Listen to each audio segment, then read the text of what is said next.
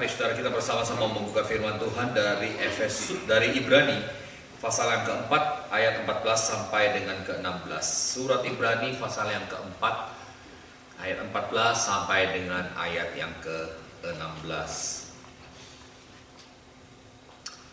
Karena kita sekarang mempunyai imam besar agung yang telah melintasi semua langit, yaitu Yesus anak Allah, baiklah kita teguh berpegang pada pengakuan iman kita. Sebab imam besar yang kita punya bukanlah imam besar yang tidak dapat turut merasakan kelemahan-kelemahan kita. Sebaliknya sama seperti kita, ia telah dicobai dan hanya tidak berbuat dosa. Sebab itu marilah kita dengan penuh keberanian menghampiri tahta kasih karunia, supaya kita menerima rahmat dan menemukan kasih karunia untuk mendapat pertolongan kita pada waktunya. Demikianlah firman Tuhan.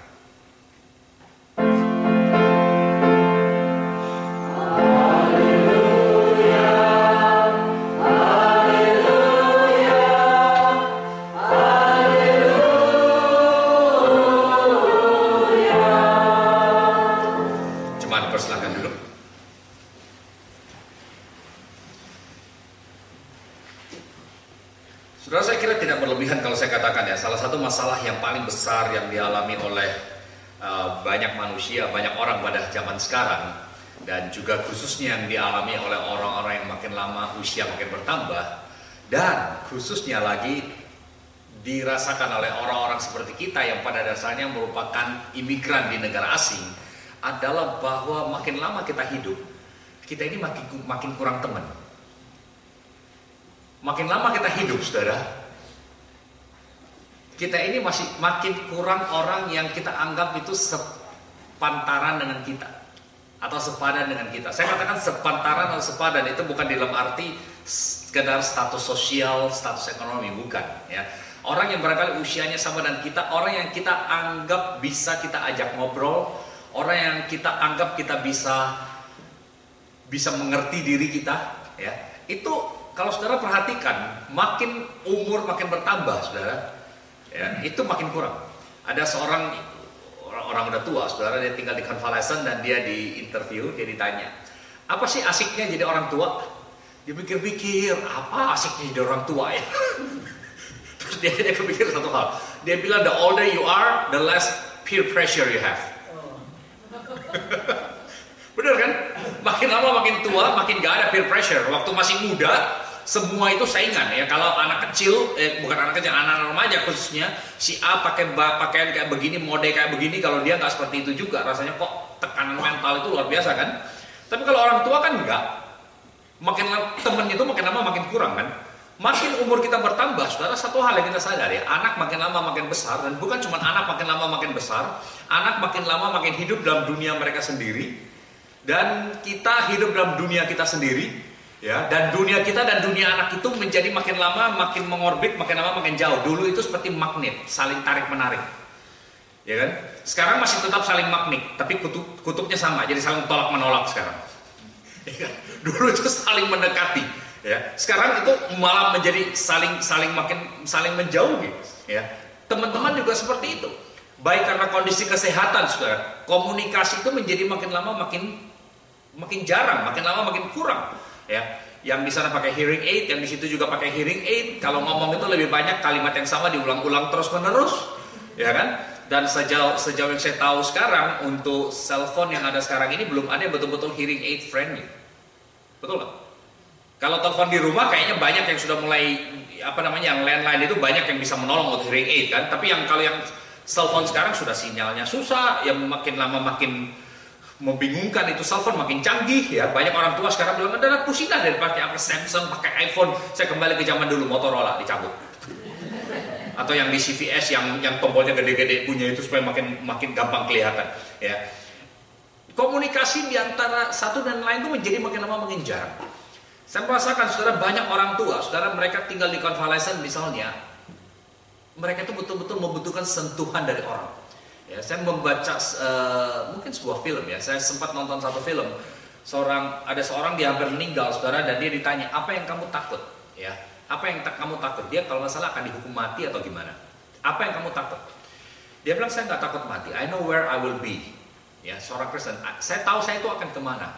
Tapi Dia bilang kalau saya bisa katakan satu ketakutan saya adalah bahwa I will die alone. Dia takut sekali bahwa waktu dia meninggal itu dia sendirian. Bukan bilang takut nggak ada orang yang tahu bahwa dia meninggal, tapi dia nggak mau pada saat-saat terakhirnya itu dia tuh sendirian. Dan saya kira jeritan hatinya itu cukup mewakili dari jeritan banyak orang, bahwa kita ini makin merasa kita ini makin sulit untuk dimengerti. Tidak banyak yang betul-betul mengerti kita. Coba lihat anak kita. Bukan saja kita tidak mengerti anak kita, saudara, kok anak zaman sekarang model begini. Tapi kalau saudara tanya kepada anak, mereka juga nggak ngerti orang tuanya kok jadi kayak begini.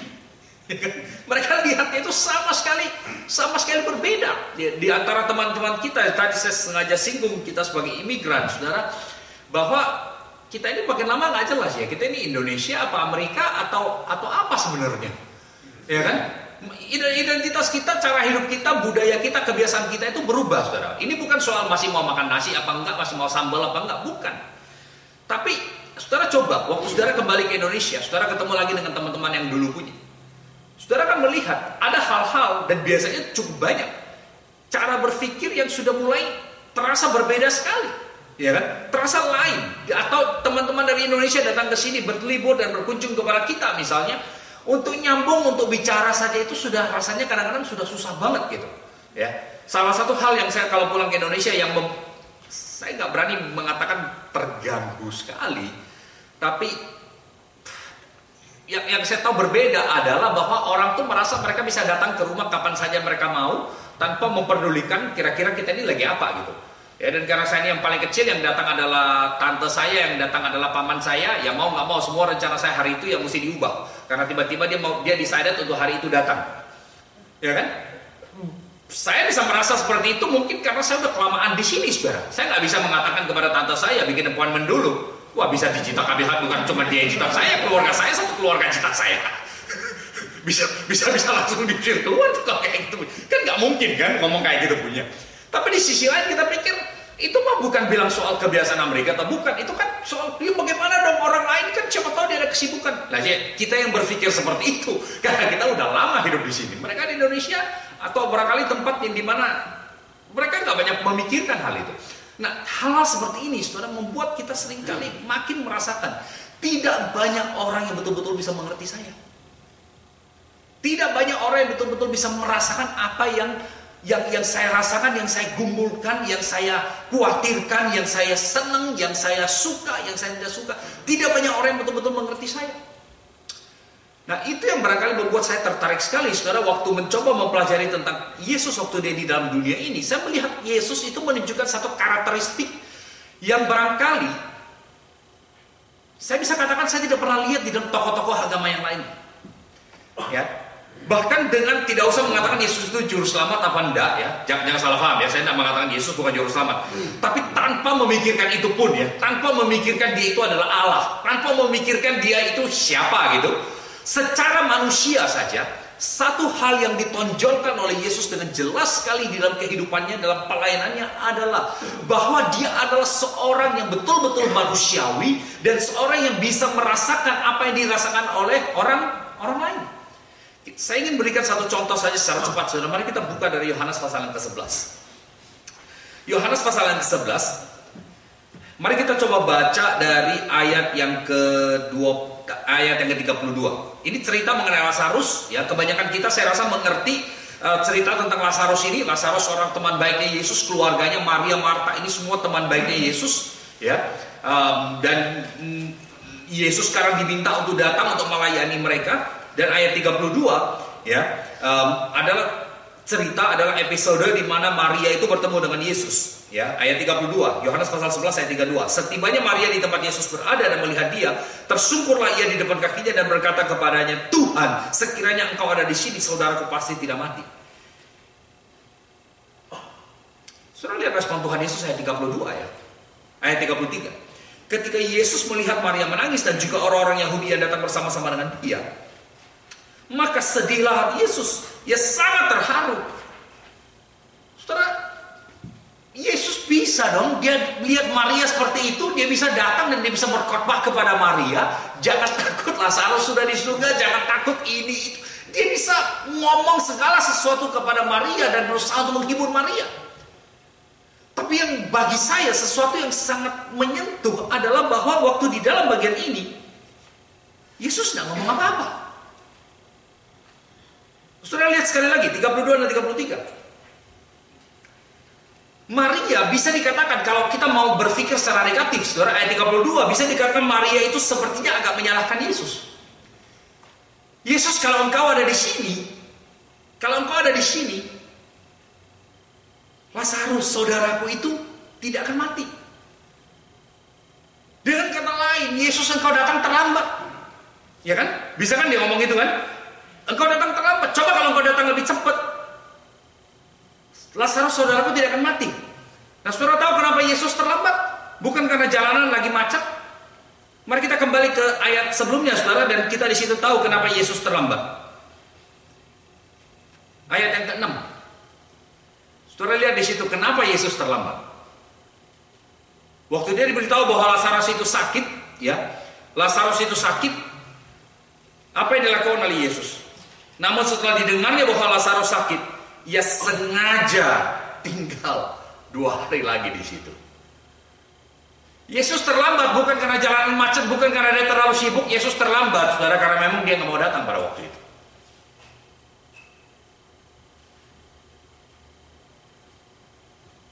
Melalui apa yang terjadi pada Lazarus, saudara, Yesus mau mengajarkan sesuatu, Yesus mau membuktikan sesuatu. Di situ kita bicara mengenai sifat keilahian Tuhan Yesus. Ayat 5 memberitahukan bahwa Yesus sudah mengatakan bahwa penyakit itu tidak akan membawa kematian, tapi akan menyatakan kemuliaan Allah, sebab oleh penyakit itu anak Allah akan dimuliakan. Dia sudah ngomong seperti itu, ya. Itu sudah jelas. Tapi di situ adalah Yesus sebagai Allah. Dia tahu apa yang akan terjadi. Tapi di dalam ayat yang tadi kita baca, ayat 33, saudara, di situ bukan Yesus sebagai Allah. Di situ dalam kemanusiaannya kita melihat Yesus ini adalah seorang yang sangat manusiawi. Dia bisa merasakan apa yang dirasakan oleh Maria. Dia tidak datang di situ dan sebagai Allah lalu menunjukkan keilahiannya dan mengatakan jangan khawatir, segala sesuatu akan beres, jangan khawatir, Lazarus akan bangkit, kamu tuh mesti percaya, kamu mesti beriman, lain kali jangan kayak begitu, ya percayalah kepadaku. Bukan. Yesus tidak seperti itu. Dia datang kepada mereka sekalipun dia adalah Allah, dia mengerti apa yang akan terjadi dan dia punya kuasa. Tapi di dalam kemanusiaannya, secara manusia, dia mengerti bahwa seringkali kita manusia tidak bisa melihat apa yang dia lihat. Itu hal yang pertama yang saya ingin ajak kita pikirkan pada pagi hari ini, saudara. Bahwa Yesus mengerti bahwa sekalipun kita mau beriman, sekalipun kita mau percaya, seringkali iman kita tidak mampu membawa kita melampaui apa yang kita bisa lihat dengan mata jasmani kita.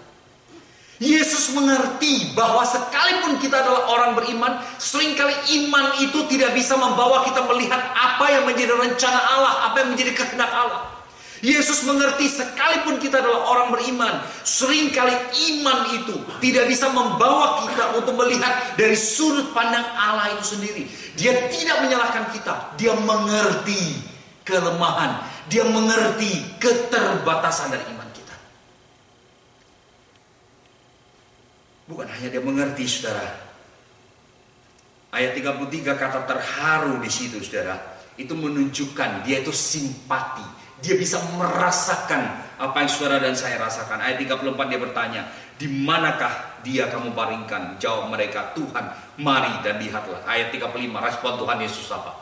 Maka menangislah Yesus. Dan saudara lihat 36. Orang-orang di sekitar Tuhan Yesus, saudara, itu bisa mengerti bahwa waktu Yesus menangis, itu adalah karena dia menunjukkan simpatinya, dia menunjukkan belas kasihannya, dia mencurahkan rasa sayangnya kepada Marta, Maria, kepada keluarga yang dia cintai. Oh, saudara-saudara dikasih Tuhan, Tuhan yang kita sembah bukan Tuhan yang jauh di surga, bukan Tuhan yang cuma duduk di tahtanya dan mengatakan, oh jangan khawatir, segala sesuatu akan beres. Tuhan yang bertahta di surga, Tuhan yang kita sembah, Tuhan yang kita sebut juru selamat adalah Tuhan yang mengerti akan kelemahan kita. Dia mengerti kekurangan kita. Dia mengerti keterbatasan kita. Bagi saya, saudara, keunikan kekristenan adalah bahwa Tuhan kita itu tidak selalu menampakkan diri, tidak selalu menunjukkan diri, tidak selalu menempatkan diri hanya sebagai Tuhan. Bagi saya, saudara, satu hal yang menarik dalam kekristenan, saudara, adalah bahwa Tuhan yang kita sembah, Yesus yang kita sembah, itu seringkali menunjukkan dirinya di dalam keadaan yang sangat amat manusiawi. Berapa sering, saudara, kita melihat di dalam Alkitab dikatakan Tuhan Yesus itu marah. Tuhan Yesus itu dia merasa kesepian. Tuhan Yesus ingin dikelilingi oleh teman-temannya, dikelilingi oleh sanak saudaranya. Yohanes pasal yang kedua, saudara, manusiawi sekali. Yesus pergi ke pesta, saudara. Dia menikmati acara pernikahan. Saya nggak tahu dia itu hari diseret oleh ibunya, mau nggak mau mesti ke sana atau bagaimana. Tapi kita tahu satu hal, Yesus pergi ke situ. Saya nggak tahu dia pulangnya lebih cepat apa enggak, tapi dia ada di situ. Dia menghadiri hal-hal yang bersifat sosial. Dia menghadiri hal-hal yang bersifat manusiawi. Dia menghargai hubungan antara sesama manusia. Di Taman Getsemani, saudara, waktu menjelang pada malam terakhir dia diam dunia ini, saudara, dia mengumpulkan ketiga murid yang paling dekat dengan dia dan mengatakan, mari berjaga-jaga dengan aku. Orang-orang yang dekat sekali, orang-orang yang dia anggap bisa mengerti dia, saudara. Dia ajak untuk bersama-sama. Yesus yang kita sembah adalah Yesus yang tidak segan-segan menangis ketika saudara dan saya menangis.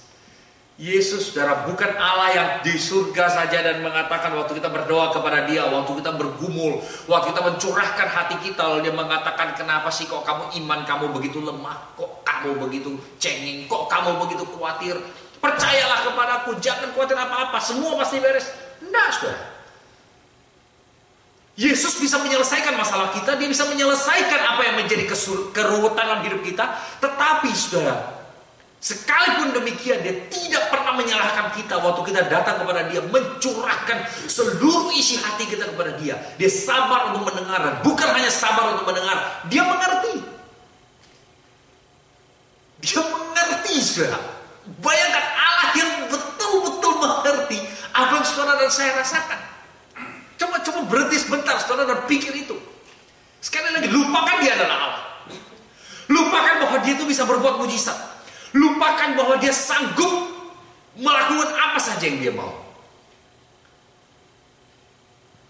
Sekarang coba pikir dia sebagai seorang yang sama seperti kita, yang mengerti isi hati kita, yang mengerti perasaan kita, yang mengerti pikiran kita, yang mengerti bahwa kalau tidak ada uang itu kita itu akan khawatirnya luar biasa. Yang mengerti bahwa waktu lagi sakit itu bukan cuma badan yang sakit, mood kita, perasaan kita juga ikut sakit. Yang mengerti, saudara, bahwa hal yang paling kecil yang terjadi pada diri kita, saudara, itu seringkali kita lalu besar-besarkan, saudara, lalu membuat kekhawatiran itu jauh lebih besar daripada fakta yang sebenarnya. Dia mengerti bahwa itu yang namanya manusia. Saudara menerima saya? Bukankah seringkali dalam hidup kita, saudara, ada hal yang kecil, hal yang sepele, saudara, tapi kemudian kita lihat, kita fokus itu, lalu kemudian apa? Kita mulai besar-besarkan, kan? Kita mulai, nah ini tabungan saya ini tinggal segini nih. Aduh, dokter katakan saya sakit kayak begini ya, didiagnosa kok nggak pernah jelas. Ini gimana kalau ternyata lebih besar? Gimana? Nah, mulai, saudara. Kreativitas kita tuh mulai muncul. Ya, yang dokter nggak bilang apa-apa, yang dokter bilang nggak pasti, kita lalu mulai memastikan. Mulai dengar pada orang, oh ya dulu waktu saya di MRI kayak begini nggak bisa dapat, tapi ternyata itu udah stadium 4. Loh, ya mati saya. Nggak ada apa-apanya, saudara. Lalu kita mulai khawatir. Lalu sudah gitu pergi periksa, oh ya ternyata tensi darah tinggi. Ya gimana tensi darah nggak tinggi kalau khawatir dan nggak bisa tidur? Coba obat ini, coba obat itu, kita maunya. Saudara bisa membayangkan? Allah tidak pernah menyalahkan kita untuk seperti itu. Allah katakan, saya mengerti apa yang kamu rasakan. Saya tahu apa yang kamu rasakan. Ibrani pasal 4 dikatakan imam besar yang kita punya, saudara, adalah imam besar yang mengerti, yang merasakan, yang sama seperti kita. Ayat yang ke-15. Saudara, satu hal yang saya rasakan indah sekali sebagai seorang Kristen adalah bahwa ketika saya menyembah Allah, saya bukan menyembah Allah di dalam Tuhan Yesus yang tidak bisa mengerti apa yang saya rasakan, tapi dia mengerti perasaan saya, dia mengerti pergumulan saya, dia mengerti kesusahan saya, dia mengerti keluh kesah saya. Banyak kali, saudara, hal yang kedua yang saya ingin ajak kita pikirkan adalah itu sebabnya waktu kita menyembah Allah, Waktu kita datang kepada Allah, kita bisa dengan bebas mengungkapkan isi hati kita. Allah bukan hanya tertarik kepada teologi kita. Allah bukan hanya tertarik kepada kerohanian kita. Allah bukan hanya tertarik dengan kata-kata yang indah yang keluar dari mulut kita yang kita pakai, seperti Karl Marx mengatakan agama itu adalah candu. Allah justru mau membuktikan orang yang mengatakan agama itu candu itu adalah orang yang tidak punya perasaan apa-apa. Karena kenapa? Allah terbuka untuk mendengar, untuk merasakan curahan perasaan kita. Saudara bayangkan waktu Maria datang pada Yesus, Yesus kan tahu ini dia akan bangkit kan? Saudara ngerti kan? Yesus tahu bahwa dia akan bangkit. Nah pertanyaan saya, kenapa Yesus mesti menangis? Saudara pernah mikir itu? Dia tahu kan? Dia mengerti. Dia sengaja kok datang terlambat. Maria waktu itu barangkali masih belum tahu ya. Coba kalau dia tahu barangkali bukan cuma nangis karena sedih, Yesus bisa dicakar barangkali. Kebayangkan itu? Kalau benar ayat 32 itu dia agak menyalahkan Yesus. Sekarang dia betul-betul tahu bahwa Yesus sengaja terlambat datang. Nasibnya kayak banyak pendeta gitu ya. Terlambat datang besok, out. Yesus sengaja, saudara, 2 hari terlambat, sengaja 2 hari terlambat datangnya. Yesus bukan hanya tertarik kepada hal-hal yang bersifat teologi. Waktu kita datang pada Yesus, saudara, Yesus bukan tertarik kepada bagaimana cara kita memformulasikan doa kita. Waktu kita datang kepada Yesus berbicara kepada dia, dia bukan memikirkan doa kita itu secara teologi benar apa enggak. Bukan. Yesus tertarik kepada satu aspek yang seringkali paling tidak stabil di dalam hidup kita. Dia tertarik kepada aspek emosi kita. Dia tertarik kepada aspek emosi kita. Bahkan dia tertarik kepada aspek emosi yang negatif. Aspek emosi yang seringkali kita tidak berani tunjukkan. Aspek emosi yang kita seringkali berusaha tutup-tutupi. Karena kita khawatir kalau saya tunjukkan itu saya dianggap kurang dewasa dan saya dianggap kurang beriman. Yesus tertarik, Yesus mau terlibat di dalam kehidupan emosional kita. Tidak ada salahnya saudara waktu kita datang kepada Tuhan, kita berdoa dan kita mengatakan, Tuhan saya sulit sekali untuk mengerti ini kenapa terjadi. Saya tidak mengerti. Mencurahkan isi hati kita, mencurahkan perasaan kita, mencurahkan apa yang membuat kita sedih, mencurahkan apa yang membuat kita tidak enak. Ada orang mengatakan, Pak, saya habis berdoa juga tetap gak rasa apa-apa. Saya pikir seringkali kita habis berdoa kita gak rasa apa-apa karena kita berdoa itu persis orang berkhotbah. Kita berdoa seperti orang tuh lagi menulis satu karya teologi, semua mesti teologinya benar. Kita tidak mengungkapkan isi hati kita, kita tidak mengungkapkan perasaan kita. Saya percaya satu hal, saudara. Allah tertarik dengan emosi kita. Allah mau terlibat dalam emosi kita karena dia tertarik dan mencintai kita apa adanya. Itu sebabnya dia mau menarik kita untuk datang kepadanya. Bukan hanya ketika kita baik, bukan hanya ketika kita suci, bukan hanya ketika kita mengerti segala sesuatu. Bahkan ketika kita salah faham terhadap dia, bahkan ketika kita tidak bisa mengerti dia, bahkan ketika kita marah terhadap dia, Allah mengatakan, marilah kepadaku engkau yang letih lesu dan berbeban berat. Allah justru mau menarik kita di dalam keterpurukan kita, di dalam kekurangan kita, di dalam kelemahan kita, di dalam kekotoran kita. Tuhan mau kita datang kepadanya karena kenapa? Dia tertarik, dia mencintai kita secara utuh. Banyak kali kita pikir Tuhan itu hanya tertarik kepada kita waktu saya tahu bagaimana berdoa, waktu saya tahu bagaimana hidup suci, waktu segala sesuatu dalam hidup saya itu rapi, bersih. Tuhan katakan enggak, saya justru mau masuk dalam rumah kehidupanmu, membantu kamu untuk membersihkan hal-hal yang kotor, hal-hal yang najis, hal-hal yang tidak benar di dalam kehidupanmu. Aku justru mau masuk, membantu kamu, bersama-sama dengan kamu, membersihkan itu.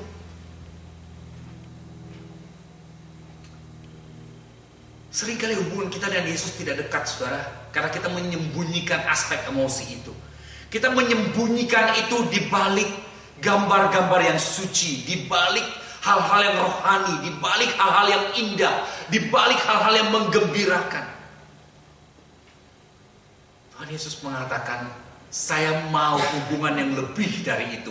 Saya mau hubungan yang lebih dalam, di mana ketika engkau tidak ada mood untuk berdoa, ketika engkau tidak tahu apa yang harus didoakan, ketika engkau tidak bisa lagi mengeluarkan kata-kata yang pantas untuk mencurahkan isi hatimu, aku ada di sini. Aku ada bersama dengan engkau.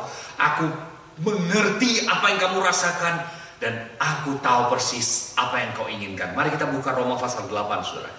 Salah satu ayat yang kita akrab, yang kita kenal dengan baik. Roma pasal yang ke-8. Kita semua tahu Roma 8 ayat 28, saudara. Kita pahami sekali ayat itu, kita kenal baik ayat itu. Tapi coba kita lihat ayat 26.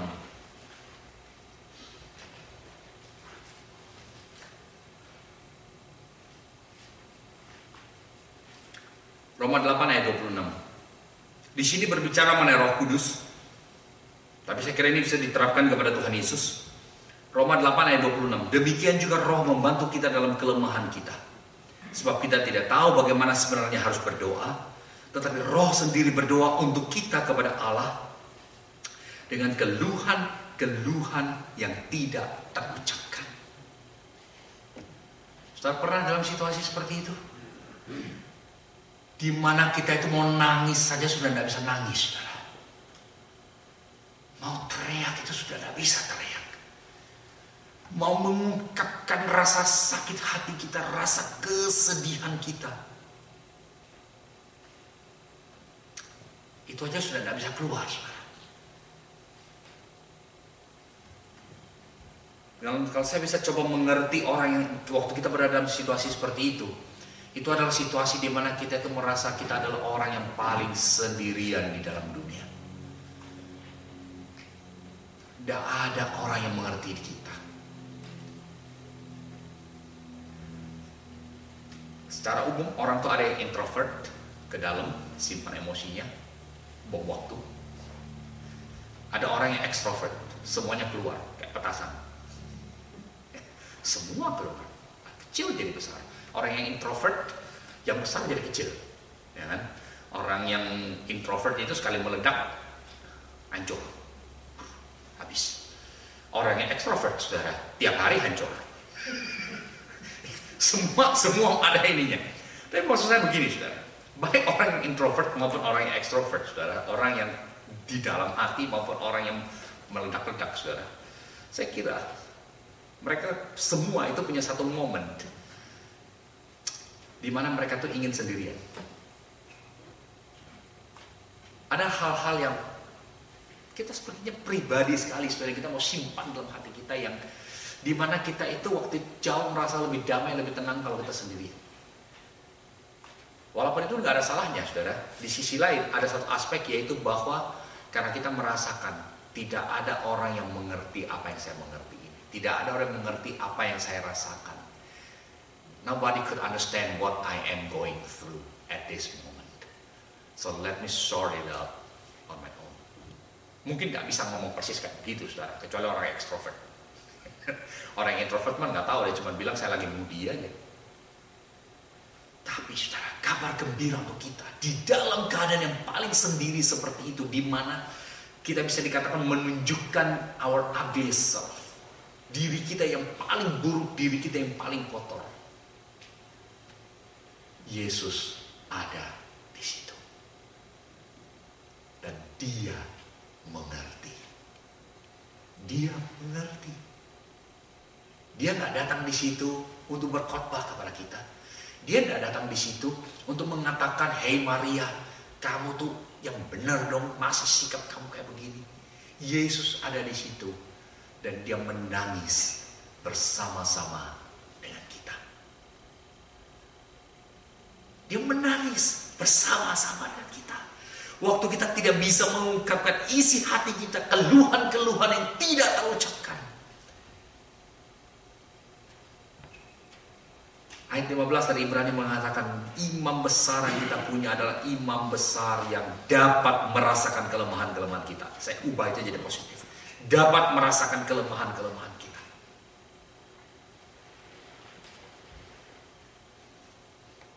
Fungsi seorang imam, saudara, adalah mewakili orang, mewakili umat untuk datang kepada Tuhan. Dia tidak bersuara atas nama dirinya sendiri. Dia tidak mengungkapkan apa yang menjadi isi hatinya sendiri, tapi dia menjadi corong, menjadi penyalur daripada apa yang dirasakan oleh orang yang didoakan. Nah, saudara lihat dalam Ibrani, Yesus diperkenalkan kepada kita sebagai imam besar kita. Dia ada, saudara, di surga. Dia ada di surga untuk apa? Dia ada supaya dia bisa berbicara atas nama kita. Dia bisa ngomong kepada Tuhan, dia bisa berdoa syafaat kepada Tuhan atas nama kita. Dia mengerti apa yang saudara dan saya rasakan. Oh, saudara, saudara coba ya. Saudara tidak usah bilang harus, jangan pikirkan dia sebagai Allah, jangan pikirkan dia sebagai juru selamat, jangan pikirkan dia dari yang lain. Pikirkan dia dengan sederhana sekali, sebagai seorang manusia yang bisa mengerti, yang bisa ada di antara kita, yang selalu memahami kita. Dalam hal itu saja, saudara, saya bisa katakan ini langka sekali. Karena kenapa? Tidak banyak orang yang mampu untuk mengerti kita. Dan yang kedua, orang yang mampu mengerti kita belum tentu mau mengerti kita. Saudara ngikutin? Kita seringkali kesepian, saudara, bukan karena tidak ada orang yang bisa mengerti kita. Orang-orang yang bisa mengerti kita seringkali tidak punya waktu untuk kita. Yesus, saudara, mengerti kita. Karena kenapa? Matius pasal 1, saudara, gelarnya, salah satu gelarnya yang paling indah yang pernah diungkapkan kepada manusia adalah dia disebut sebagai Immanuel, Allah beserta. Di dalam Matius pasal 11, saudara. Matius pasal 11. Waktu kita diminta datang kepada Tuhan, saudara, dan Tuhan Yesus mengatakan, marilah kepadaku engkau yang letih lesu dan berbeban berat. Pikullah kuk yang kupasang. Kalimat berikutnya mengenai apa? Dan belajarlah kepadaku. Saudara, mungkin kalimat ini nggak terlalu kita mengerti dengan jelas ya, sampai kita mengerti kebiasaan pada waktu itu. Saya bukan petani, saudara, jadi saya tahunya ini dari apa yang saya baca. Rupanya kebiasaan pada waktu itu, saudara, adalah waktu mereka membajak, waktu binatang dipakai untuk membajak sawah, untuk melakukan satu pekerjaan, itu seringkali dipasangkan antara seekor lembu yang tua sama lembu yang masih muda. Lembu yang masih tua itu tidak kuat lagi kalau pikul kuk, kayu di antara dua itu yang dipakai untuk menarik bajak itu, ya. Dia tuh sudah tidak kuat. Dia sudah tidak kuat. Jadi yang muda itu dikasih, saudara. Yang muda pada saya menanggung itu beban. Tapi yang tua, saudara, berbagi pengalamannya. Karena yang muda, saudara, itu seringkali bukan cuma sekedar tidak suka, dia mau jalan-jalan sendiri. Yang tua, saudara, dikatakan ini old dogs ya. Dia udah tahu jalannya mau kemana, dia sudah hafal. Jadi yang muda itu berusaha lari, yang tua itu bawa dia untuk steady, bawa dia untuk jalan yang benar, bawa dia untuk arah yang benar. Belajarlah kepadaku. Tuhan Yesus mengatakan, marilah kepadaku, dan di situ dikatakan apa? Pikullah kuk yang kupasang. Dengan kata lain, connect to me. Mari kita tanggung bersama-sama, mari kita hadapi bersama-sama. Tadinya engkau sendirian, tadinya engkau di pojok di situ, tadinya engkau menanggung semuanya sendirian. Sekarang mari kita tanggung sama-sama. Ya, kalau mau pakai istilah lain, let's bond. Ya, mari kita sekarang bonding, mari kita sekarang bersatu, mari kita sekarang sama-sama. Yesus mengerti kita, saudara. Yesus memahami isi hati kita, dan dia mau berjalan bersama-sama dengan kita. Dia mengajar kita bukan dengan menegur kita, bukan mengajar kita dengan meremehkan emosi kita, meremehkan keberadaan kita, meremehkan apa yang kita rasakan. Dia mengerti kita, saudara, dan dia menunjukkan ketertarikannya, simpatinya kepada kita dengan cara mengatakan, mari kita hadapi, kita tanggung bersama-sama. Saudara, kalau saya boleh tanya,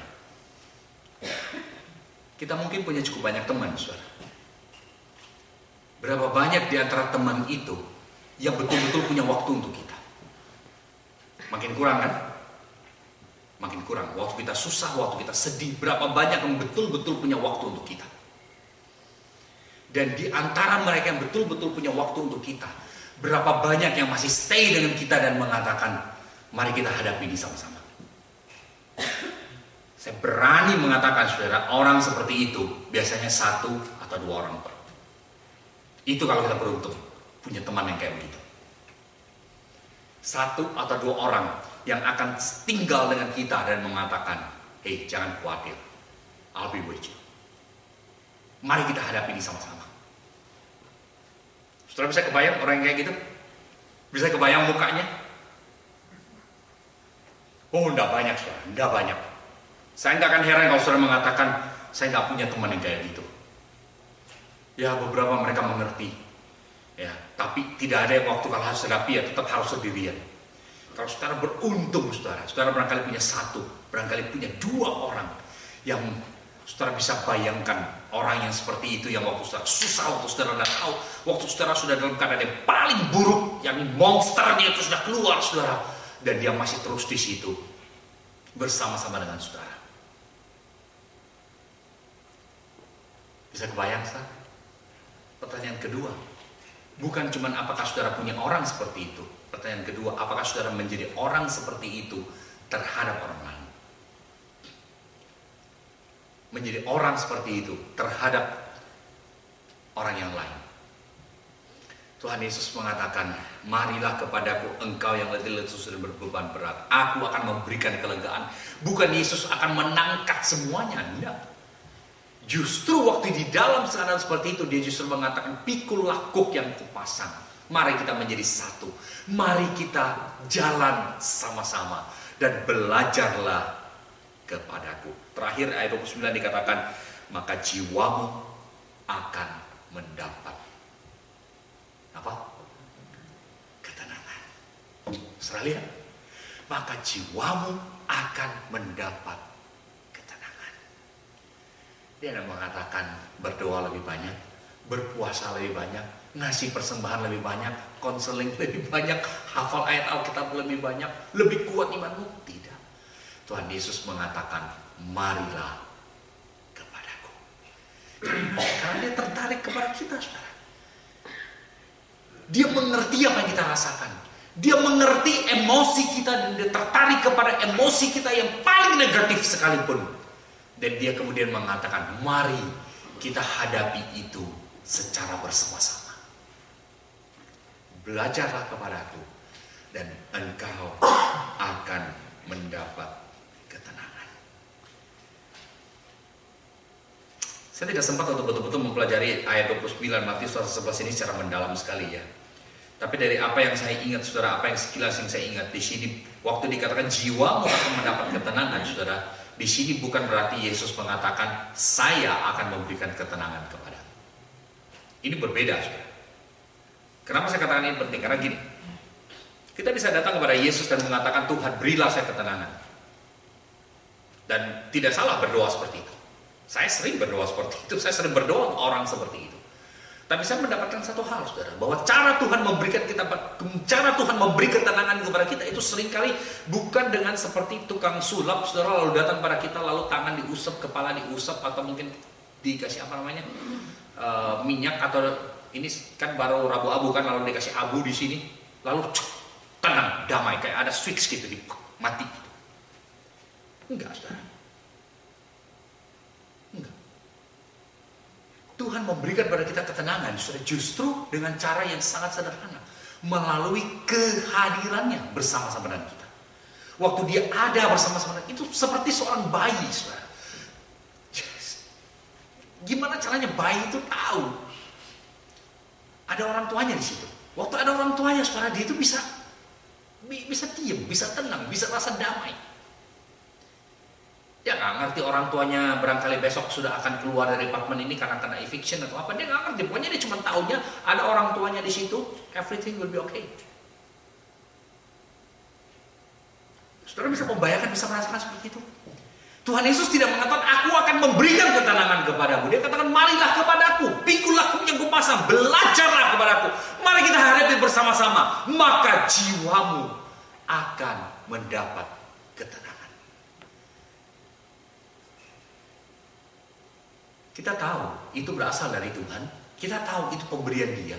Tetapi yang Tuhan Yesus mau tunjukkan di sini adalah bahwa ketenangan itu muncul adalah ketika kita menyadari kehadirannya, keberadaannya bersama-sama dengan Tuhan.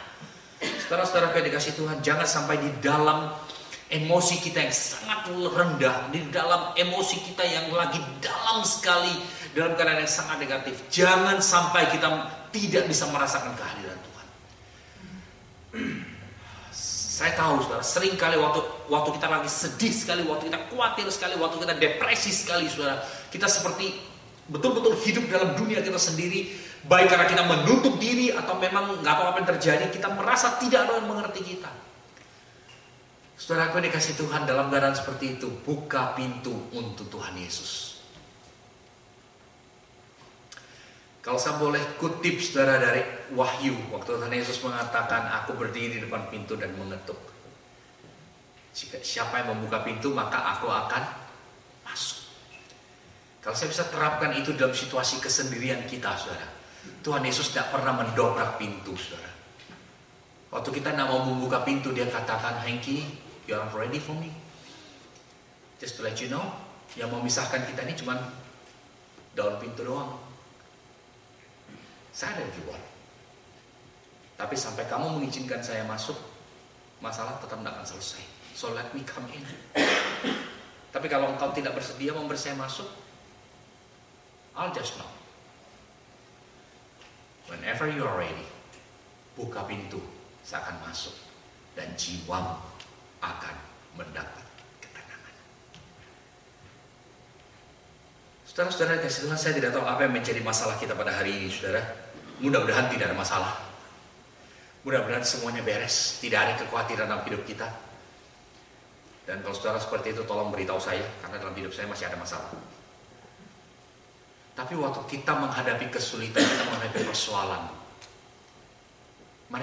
mari kita sadar bahwa Yesus mengerti kita. Yesus merasakan apa yang kita rasakan. Dia mau menangis bersama-sama dengan kita. Dia tahu sekali apa yang ada dalam hati kita. Dan yang kedua, bahkan emosi kita yang paling negatif, kemarahan, pikiran yang buruk sekali, emosi yang sedih luar biasa, Tuhan katakan, saya mengerti apa yang kamu rasakan itu. Dan saya tertarik untuk bersama-sama dengan kamu menghadapi itu.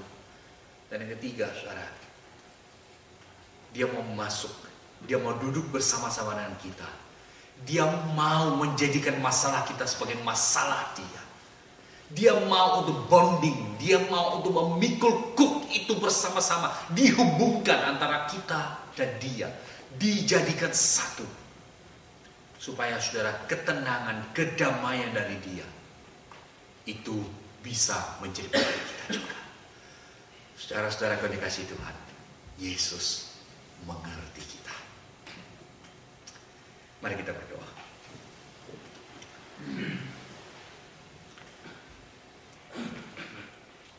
Bapa kami dalam surga, kami bersyukur